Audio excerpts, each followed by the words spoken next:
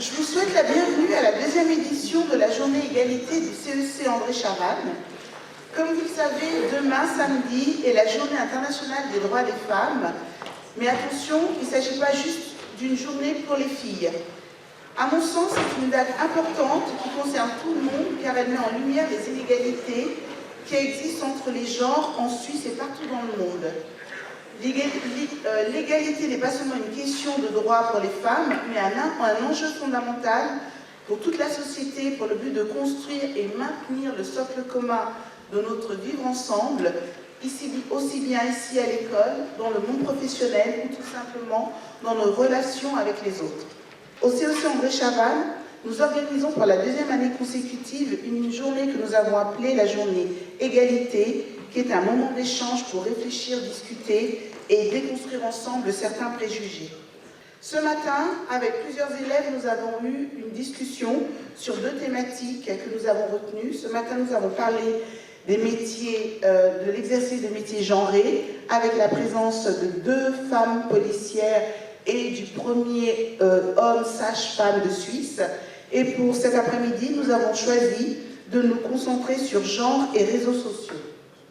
Nous allons parler avec nos invités, avec qui nous allons tenter d'analyser le rôle ambivalent des réseaux sociaux dans les questions de genre, à la fois de puissantes plateformes de sensibilisation et de déconstruction des stéréotypes, mais à la fois de puissants vecteurs de haine et de discrimination. Alors, nous avons aujourd'hui le plaisir d'accueillir Sophie Badou, qui est responsable de l'équipe de production des contenus TikTok et Instagram de la RTS Info. Elle est également journaliste vidéo sur Facebook et X, ex-Twitter, pour Nouveau. Elle est quotidiennement confrontée aux dynamiques des plateformes sociales et à l'impact des réseaux sociaux sur les questions de genre. Avec nous aujourd'hui également Morgane Lucas, qui est thérapeute et consultant formateur, spécialiste des questions de diversité, de genre et de sexualité, très actif sur les réseaux sociaux. Il partage du contenu éducatif auprès de plus de 77 000 abonnés sur Instagram. Je chapeaute du coup une équipe de 10 personnes qui produit des contenus en continu. Les réseaux sociaux, le monde merveilleux des réseaux sociaux, vous passez votre vie dessus, c'est un outil fantastique d'échange, de partage. Il y a beaucoup de positifs dessus, il y a plein d'aspects. Donc évidemment que pour toute la représentation de ces questions de genre, les militants, les gens qui peuvent faire communauté sur ces réseaux, là je vous ai juste mis quelques captures d'écran de comptes Instagram, notamment le compte de Léon Salin, qui est un militant transgenre, qui a raconté en fait sur les réseaux beaucoup de sa transition, qui a été interviewé plusieurs fois à la RTS, ailleurs aussi, qui parle très très bien en fait de ce que ça veut dire de vivre une transition. En fait, souvent, ce qui est important, pourquoi les médias doivent s'emparer de ces questions, doivent le raconter, c'est parce qu'il faut qu'on puisse avoir de l'empathie, se comprendre, qu'on puisse imaginer ce que c'est de vivre ce genre de parcours et de se représenter concrètement ce que c'est. Donc voilà, donc les réseaux pour ça, évidemment, c'est merveilleux pour pouvoir échanger, faire communauté, sensibiliser. On peut échanger, et ça c'est vraiment le côté génial des réseaux sociaux, on peut voir d'autres représentations différentes de genre. En fait, il y a toute cette possibilité-là. Mais il dit bien aussi, aujourd'hui, on n'échappe pas encore, effectivement, à une éducation très binaire. Et évidemment que sur les réseaux, il n'y a pas que du positif dans le genre, mais il y a aussi des représentations qui restent très traditionnelles et qui reprennent de plus en plus encore le dessus, notamment avec, je ne peux pas m'empêcher de parler de l'élection de Donald Trump, mais qui libère aussi en fait certains types de paroles. Et on a tout d'un coup en fait des influenceurs qui disent non, mais ce qui est important, c'est les tradwives, c'est d'être une femme à la maison qui s'occupe des enfants. Donc évidemment sur les réseaux sociaux, on est d'accord, il y a de tout. C'est les images que je vous ai mis juste à droite, c'est juste des exemples pour vous dire qu'on fait des titres en langage inclusif avec des points voilà, mais que c'est pas du tout quelque chose, un combat qui est gagné dans les médias à l'interne de la RTS, parce qu'à la RTS, sur les réseaux, c'est toléré qu'on écrive en écriture inclusive parce qu'on a un public cible peut-être plus jeune, plus enclin à dire ça ne me pose pas de problème de voir de l'écriture inclusive, mais sur le site RTS Info, pour l'instant c'est exclu d'avoir des points, donc voilà, donc c'est aussi un combat pour représenter tout le monde. Moi je pense que c'est important de dire bonjour à toutes et à tous quand le présentateur du TJ s'adresse à tout le monde, parce qu'en fait on a envie de se sentir inclus, c'est très important. Donc voilà, donc nous on essaye sur notre compte Insta RTS Info voilà, petit à petit quand même de dire c'est important d'être représentatif de la société et de ses questions. On n'est pas là pour dire comment il faut parler, comment il faut écrire, enfin voilà, il y a plein de débats, mais pour vous dire qu'on le fait. Et puis on traite évidemment de questions de genre au travers de reportages, d'interviews, où l'importance pour nous c'est de pouvoir décrypter ces évolutions de société, qu'est-ce qui se pose comme question, qu'est-ce qui fait débat, de donner une voix justement à certaines minorités qui ont été complètement effacées des médias traditionnels pendant très longtemps. Les réseaux amplifient énormément aussi les questions de fake news, de faits alternatifs. Je parlais de Donald Trump avec ses décrets voilà, qui ciblent des communautés, des minorités comme les personnes transgenres. Il y a beaucoup de débats là autour, il y a des répercussions. C'est pas aussi parce que ça se passe loin aux États-Unis, ces décisions, qu'elles n'ont pas d'impact sur la vie des gens aussi en Suisse. Alors, moi, je suis une personne issue d'une famille multiculturelle. C'est-à-dire que ma mère est juive algérienne, mon père est camerounais. Je suis une personne bisexuelle, je suis TDA, je suis également végane et je suis un homme trans, ce qui fait que je suis tout ce qu'Internet déteste. Voilà ce qui... Et c'est précisément pour ça que je suis visible sur Internet. Je fais partie de la génération milléniale, et donc la génération milléniale qui a connu finalement la vie avant et la vie avec Internet. Ce qui fait que moi, quand j'ai commencé à m'interroger sur mon identité, j'avais pas de modèle. J'avais pas de modèle, je devais aller sur des coins très très sombres d'Internet pour pouvoir comprendre qui j'étais, pour pouvoir finalement faire voilà, des liens, des connexions avec des personnes qui me ressemblaient. Et c'était très compliqué, c'était des forums obscurs, voilà, et du coup le lien était difficile et on se sentait un petit peu seul au monde. Et voilà, on se sentait seul au monde, mais on se sentait aussi extrêmement étrange, extrêmement bizarre, un peu comme s'il y avait quelque chose qui clochait avec nous, simplement parce qu'on n'avait pas accès à la représentation diversifiée, il n'y avait pas encore les réseaux sociaux, et tout ce qui était médias mainstream, la représentation notamment des personnes racisées et des personnes trans était absolument catastrophique. Et donc du coup c'était compliqué finalement de s'identifier à ce type de représentation-là.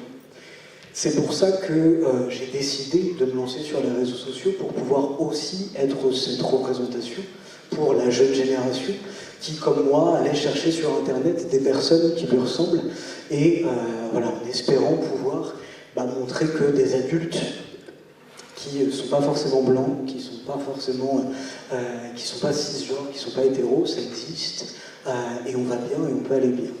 C'est pour ça que prendre les réseaux sociaux comme un espace à la fois de libération de la parole et d'incarnation finalement de la diversité du monde, c'est primordial. C'est primordial, mais forcément, il y a aussi des... s'il y a des bons côtés, il y a aussi des mauvais côtés. C'est-à-dire que, voilà, avec toute ma liste d'identités que je vous ai fait tout à l'heure, forcément, excusez mon français, je m'en prends plus la gueule. Tout le temps, tous les jours. Parce que exister en tant que personne qualifiée comme différente sur les réseaux sociaux, c'est s'exposer à de la violence. Parce que de fait, quand on est une personne visible, différente sur les réseaux sociaux, qu'on représente finalement une lutte, une cause, eh bien toute la violence va s'inscrire sur le peu de personnes visibles qui existent sur cette cause-là. Et donc forcément, j'ai affaire aux masculinistes, j'ai affaire aux conservateurs, aux conservatrices, aux militants d'extrême droite, j'ai affaire aux racistes aussi, forcément, comme je ne suis pas blanc, et tout un tas de joyeuseté comme ça.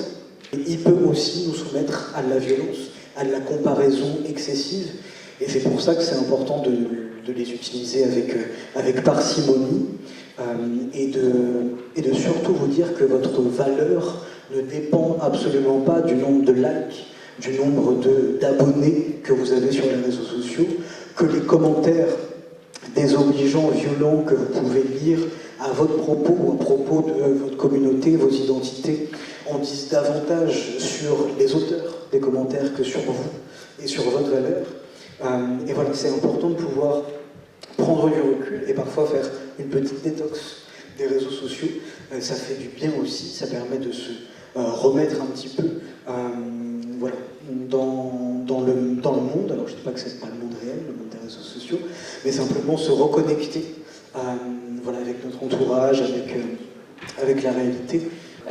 En fait, j'ai compris que vous receviez beaucoup de violence sur les réseaux sociaux, mais je voulais savoir aussi, dans la vraie vie, est-ce qu'il y a des gens qui vous reconnaissent et qui, parce qu'ils vous reconnaissent, ils viennent vers vous et vous disent « Ah, votre contenu, genre, c'est n'importe quoi » et qui vous insultent ou des trucs comme ça? J'ai de la chance parce que globalement, pas globalement, à chaque fois qu'on vient me voir parce qu'on me reconnaît, c'est pour me dire merci pour votre contenu et pas pour me cracher dessus.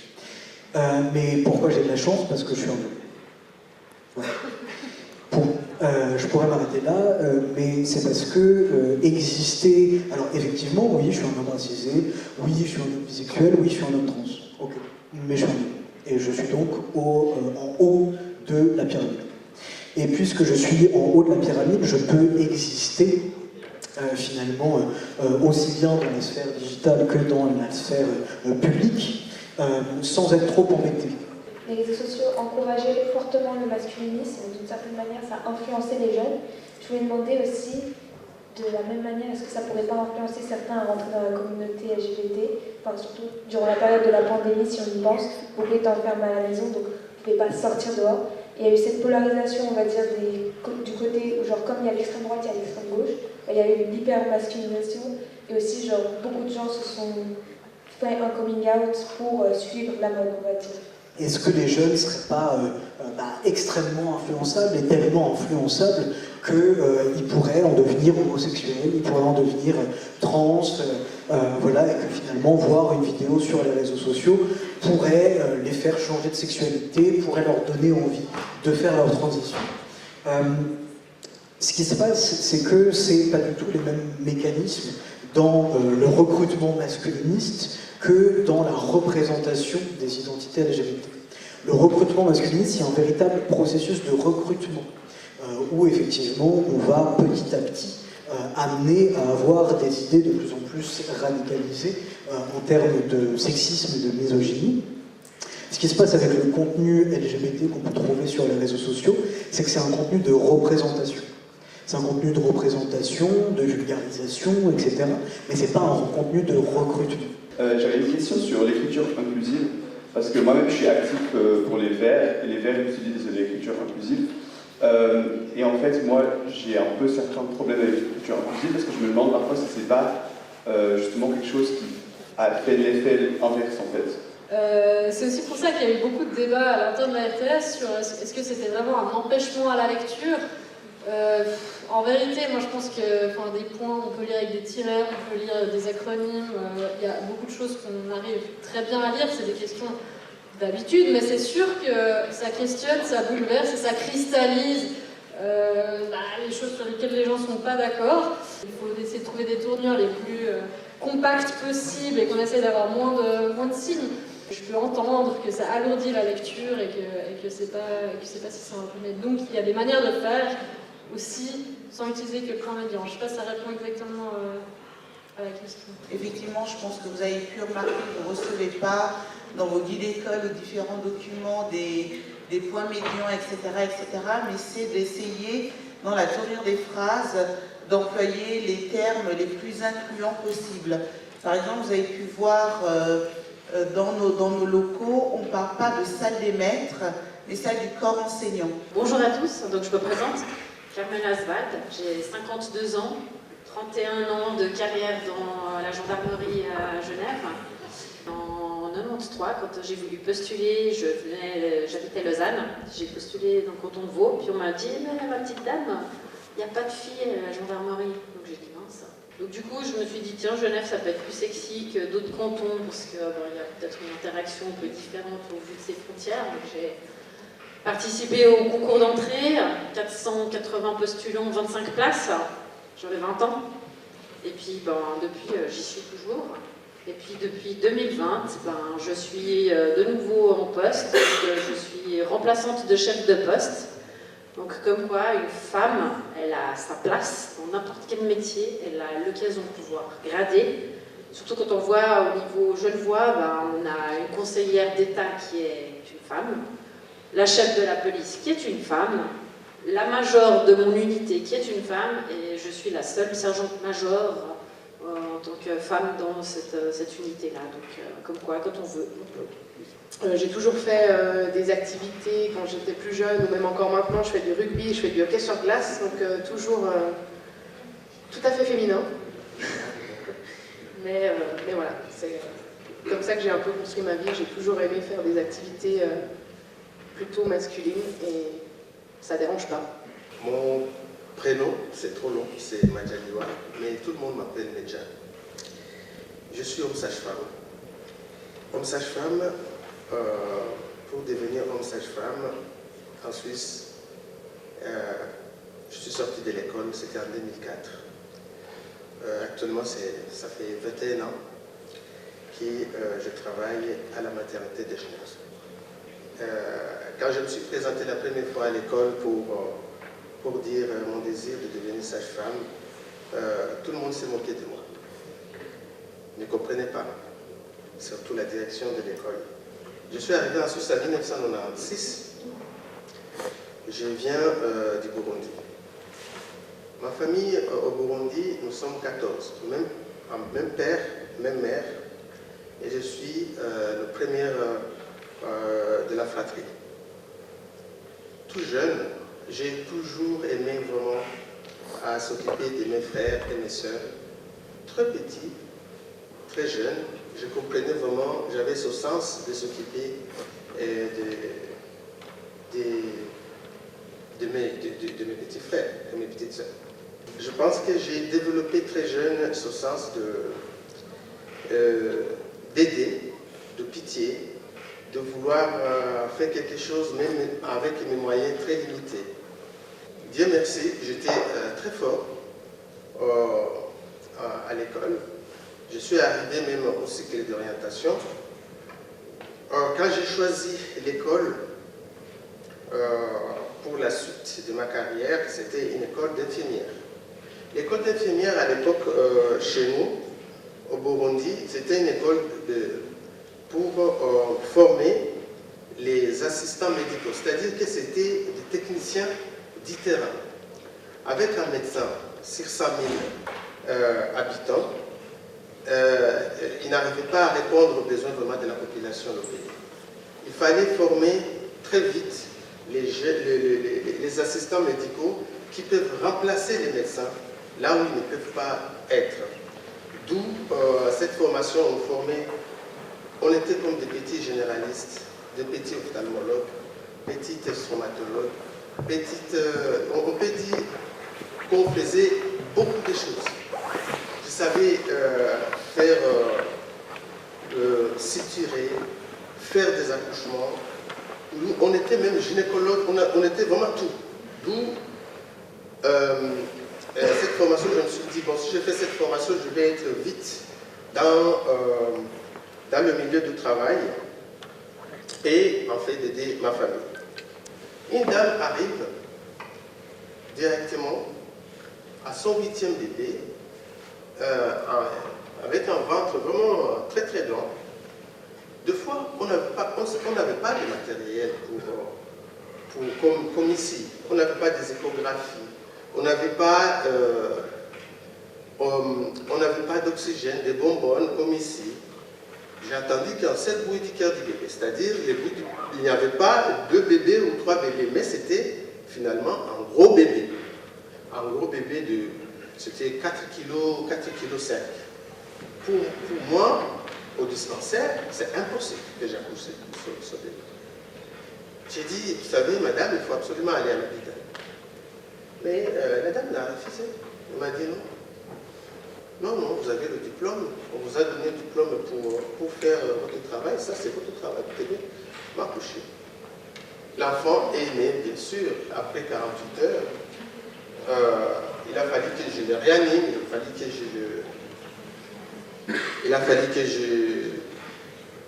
Voilà, je donne l'oxygène, mais je n'ai pas. Je n'ai pas d'oxygène. Je n'ai pas. Je n'ai pas à quoi aspirer le bébé. Il a fallu que j'utilise moi-même ma bouche pour aspirer tous ces liquides, ces mucosités. Avec cet enfant, je n'arrivais pas à le lâcher. Pendant plus de 30 minutes, pendant 1 heure, je suis en train de faire le massage. Jusqu'où c'est les parents même qui m'ont dit, donnez notre enfant, il est déjà mort, nous allons l'enterrer. J'ai dit non, il n'est pas encore mort. J'étais vraiment dans un déni total.